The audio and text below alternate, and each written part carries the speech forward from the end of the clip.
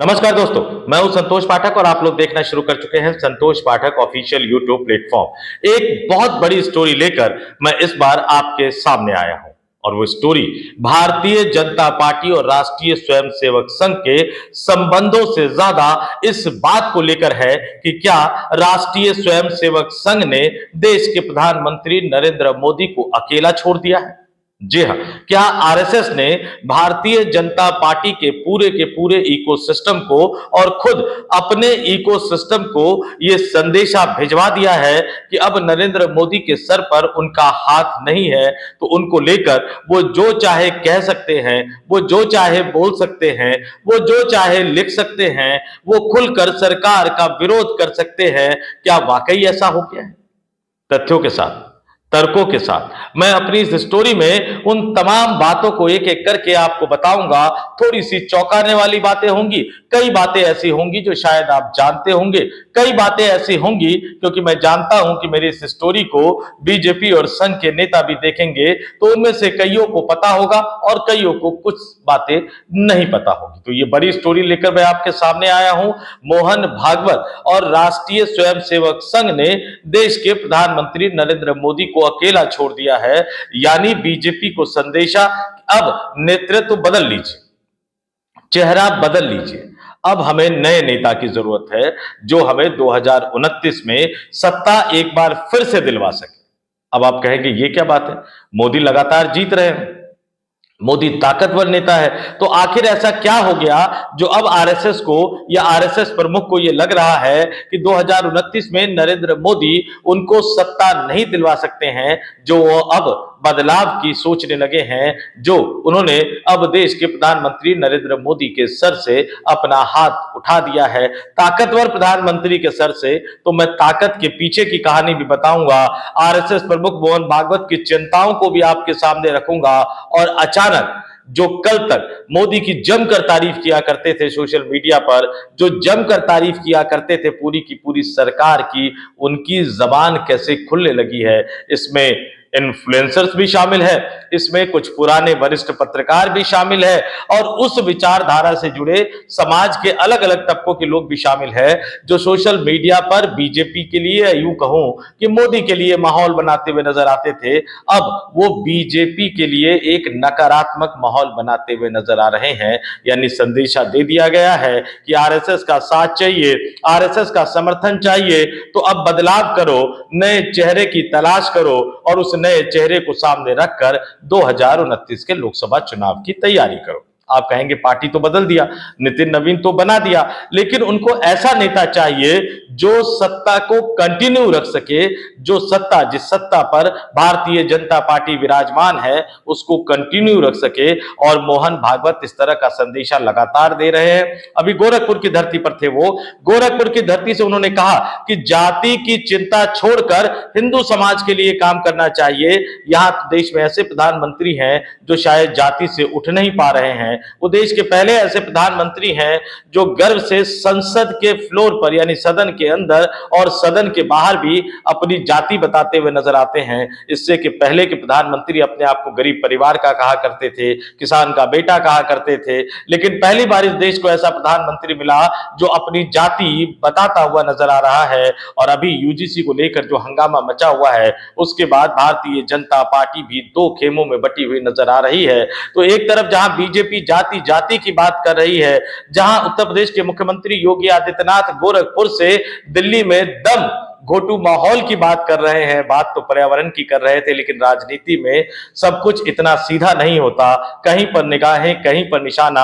और उसी गोरखपुर की धरती पर जाकर अगर मोहन भागवत ये कह रहे हैं कि अब हमें जाति की चिंता छोड़कर हिंदू समाज के लिए काम करना चाहिए, तो इसका मतलब समझ लीजिए कि संदेशा देना शुरू हो गया है। और अब 2 दिन मोहन भागवत उत्तर प्रदेश की राजधानी लखनऊ की धरती पर रहेंगे। 17-18 फरवरी को लखनऊ रहने का उनका कार्यक्रम है और संघ की भाषा में मैं कहूं तो उसको प्रवास कहा जाता है। तो लखनऊ के इस प्रवास के दौरान भी वो कई सारे संदेशे देने की कोशिश करते हुए नजर आएंगे।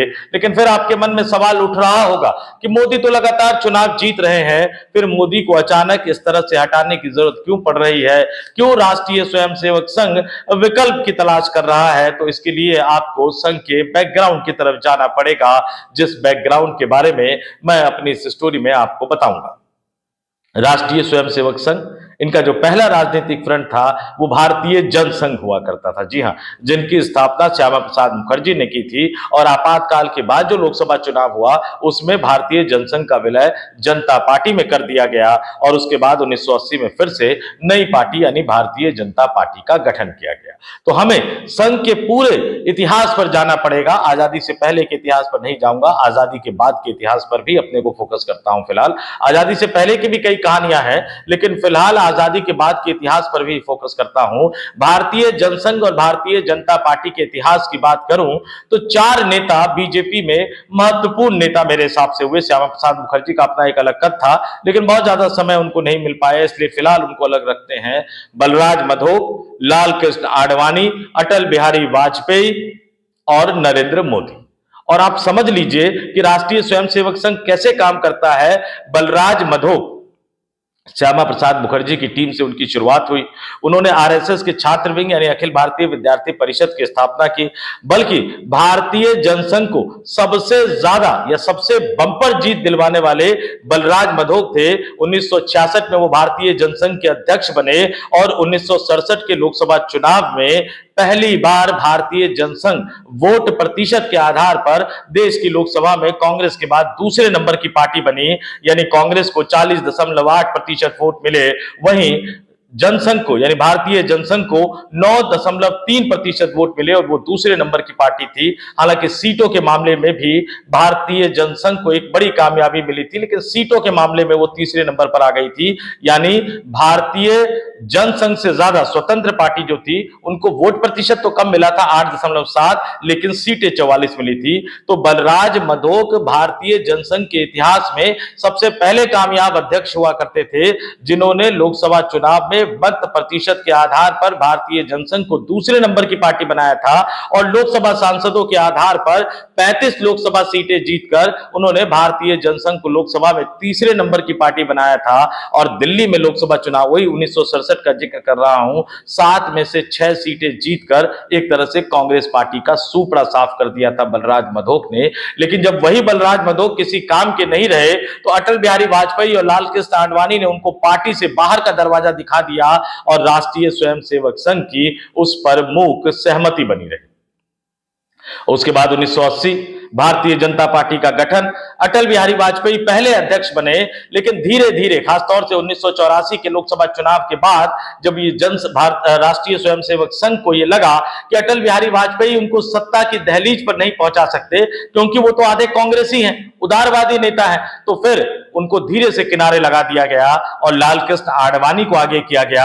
लाल कृष्ण आडवाणी आगे हुए, राम रथ पर सवार हुए, अटल बिहारी वाजपेयी किनारे होते चले गए, भारतीय जनता पार्टी की मेन स्ट्रीम पॉलिटिक्स से एक तरह से अलग होते चले गए और लाल कृष्ण आडवाणी चेहरा बन गए। वो तो जैन हवाला कांड में अगर उनका नाम ना आया होता, उन्होंने लोकसभा से इस्तीफा देकर बरी होने तक, एक तरह से मतलब उस संकट से बाहर आने तक लोकसभा चुनाव नहीं लड़ने का ऐलान न किया होता तो लाल कृष्ण आडवाणी शायद नेता बनते, लेकिन किस्मत को शायद कुछ और ही मंजूर था। और उसके बाद एक बार फिर से राष्ट्रीय स्वयंसेवक संघ को अटल बिहारी वाजपेयी की तरफ जाना पड़ा।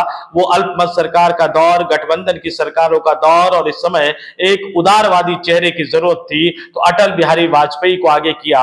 यानी आडवाणी जब काम के नहीं रहे तो उन्होंने अटल को फिर नेता बना दिया और अटल बिहारी वाजपेयी के नेतृत्व में केंद्र में पहली बार भारतीय जनता पार्टी की गठबंधन की सरकार बनी। जाहिर सी बात है कि राष्ट्रीय स्वयंसेवक संघ को सत्ता की थोड़ी सी आदत लगी।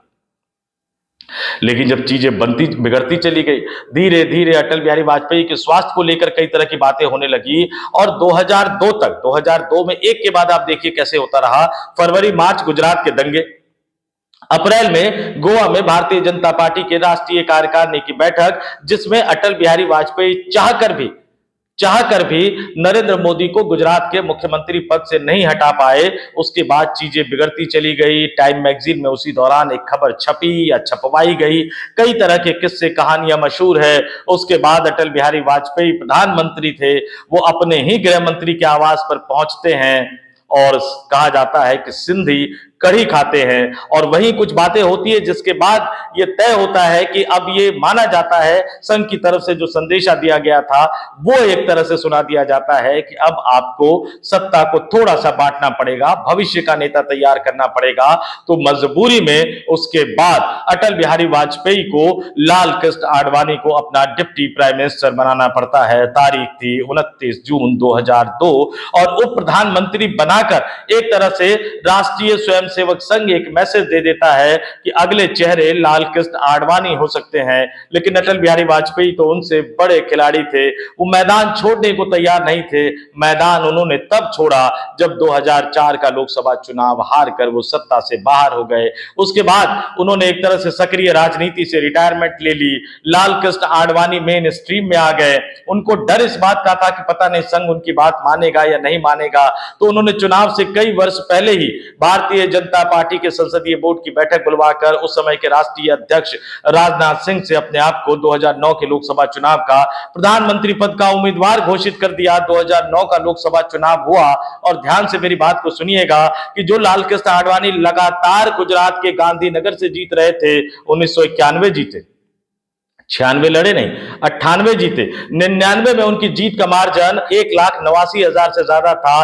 2004 में उनकी जीत का मार्जिन 2,17,000 से ज्यादा था और 2009 का लोकसभा चुनाव, जिस लोकसभा चुनाव में वो भारतीय जनता पार्टी की तरफ से प्रधानमंत्री पद के दावेदार थे, उसमें उनका लोकसभा चुनाव में जीत का मार्जिन सिर्फ 1,21,000 के आसपास रह गया।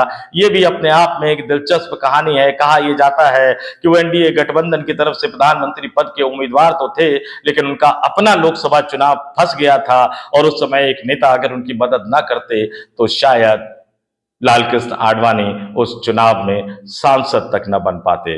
बाद में उन्होंने अपने दुखड़े को कई जगह रोया कि पार्टी ने उतनी मदद नहीं की जितनी करनी चाहिए थी, प्रदेश में सरकार ने उतनी मदद नहीं की जितनी करनी चाहिए थी। मुख्यमंत्री नरेंद्र मोदी हुआ करते थे, प्रदेश में सरकार भारतीय जनता पार्टी की हुआ करती थी। संघ से भी उनको अपनी शिकायत थी, लेकिन फिर धीरे धीरे उनको अलग होना पड़ा।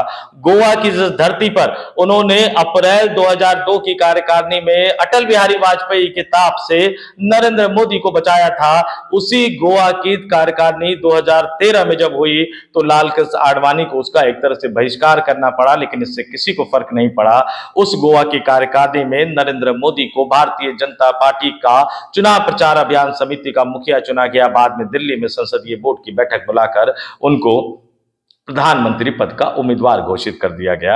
यानी जब आडवाणी की जरूरत खत्म हो गई तो एक तरह से आडवाणी को किनारे करने में संघ को कोई दिक्कत नहीं हुई। और उसके बाद नरेंद्र मोदी और अमित शाह की जोड़ी ने जिस तरह से एक एक करके भारतीय जनता पार्टी के पुराने नेताओं को, दिग्गज नेताओं को, संस्थापक नेताओं को एक एक करके किनारे लगाना शुरू कर दिया कि आपको लगता है कि उसमें राष्ट्रीय स्वयंसेवक संघ के प्रमुख मोहन भागवत की मंजूरी नहीं रही होगी।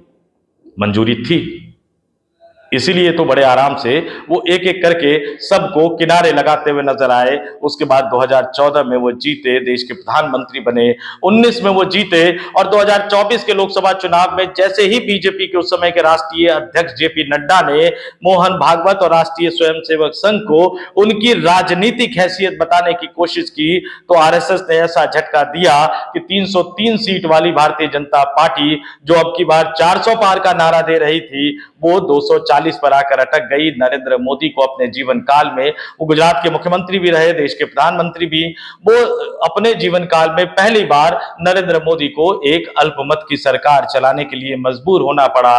ये लगा कि उसके बाद चीजें सब ठीक हो जाएंगी, लेकिन चीजें ठीक हुई नहीं। 75 वर्ष का उम्र का दायरा जब नरेंद्र मोदी ने पार कर लिया, इस्तीफा देने से इंकार कर दिया, बल्कि अभी तो कुछ दिन पहले उन्होंने कहा कि अभी तो 25 वर्ष और है उनके पास, संघ हक्का बक्का रह गया, क्योंकि 75 वर्ष खर्च का नियम तो उनकी सहमति से ही बनाया गया था, और नियम नरेंद्र मोदी और अमित शाह ने उसी नियम का हवाला देकर न जाने कितने नेताओं को सक्रिय राजनीति से अलग कर कर घर बिठा दिया था। लेकिन जब बारी अपनी आई तो नरेंद्र मोदी ने रिटायर होने से इनकार कर दिया, और उसके बाद एक के बाद एक फंसते चले गए। चाहे वो यूजीसी का रेगुलेशन हो, एक तरफ कुआं और एक तरफ खाई, रही सही कसर जो है वो एपस्टीन फाइल्स ने निकाल दी। क्योंकि कोई कुछ भी कहता रहे, संघ इस बात को समझ रहा है कि ये मामला बहुत गंभीर है, और हरदीप सिंह पुरी को जन्मदिन की बधाई देकर नरेंद्र मोदी ने ये साफ कर दिया कि कुर्सी रहे या जाए, सत्ता रहे या जाए, वो हरदीप सिंह पुरी को सरकार से निकालने को कतई तैयार नहीं है।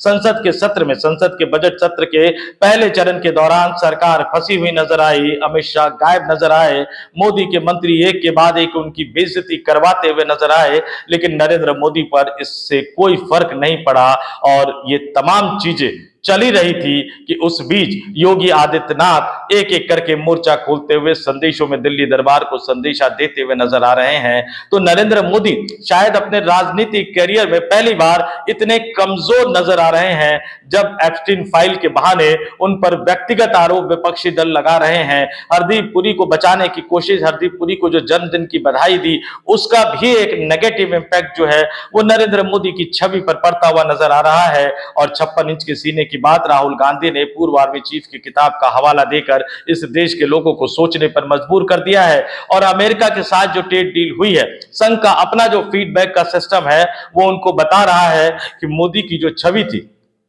ताकतवर नेता की, मजबूत नेता की, वो छवि अब टूट गई है, और इस छवि के सहारे नरेंद्र मोदी उनको 2029 की सत्ता एक बार फिर से नहीं दिला सकते। इस छवि के सहारे 2027 में उत्तर प्रदेश में विधानसभा चुनाव नहीं जीता जा सकता, और उत्तर प्रदेश की सत्ता से विदाई का मतलब है कि उसके 2 साल बाद जब 2029 में लोकसभा का चुनाव होगा तो फिर केंद्र की सत्ता से बीजेपी को बाहर होना पड़ेगा, और ये राष्ट्रीय स्वयंसेवक संघ को मंजबूर नहीं है। इसलिए उनका इकोसिस्टम मैदान में उतर गया है। योगी आदित्यनाथ इशारों में सवाल उठाने लगे हैं, मोहन भागवत भी सीधा सीधा इशारा देने लगे हैं। मोदी और अमित शाह इस इशारे को समझ रहे हैं। संकट की इस घड़ी में अमित शाह एक बार फिर से कई दिनों की चुप्पी के बाद, कई दिनों तक नदारद रहने के बाद वो लगातार राहुल गांधी पर हमला बोल रहे हैं, नरेंद्र मोदी को प्रोटेक्ट करने की कोशिश कर रहे हैं। लेकिन संघ प्रमुख मोहन भागवत के बयानों से और आरएसएस से आ रही खबरों से ये साफ साफ नजर आ रहा है कि संघ अपना मन बना चुका है। आरएसएस अब इस फैसले से हटने को तैयार नहीं है, और मैंने तमाम उदाहरण बता दिए। बलराज मधोक जब काम के नहीं रहे तो निकाल दिया गया, अटल बिहारी वाजपेयी जब काम के नहीं रहे तो किनारे लगा दिया गया, लाल कृष्ण आडवाणी जब काम के नहीं रहे तो उनको पूरी तरह से हटा दिया गया।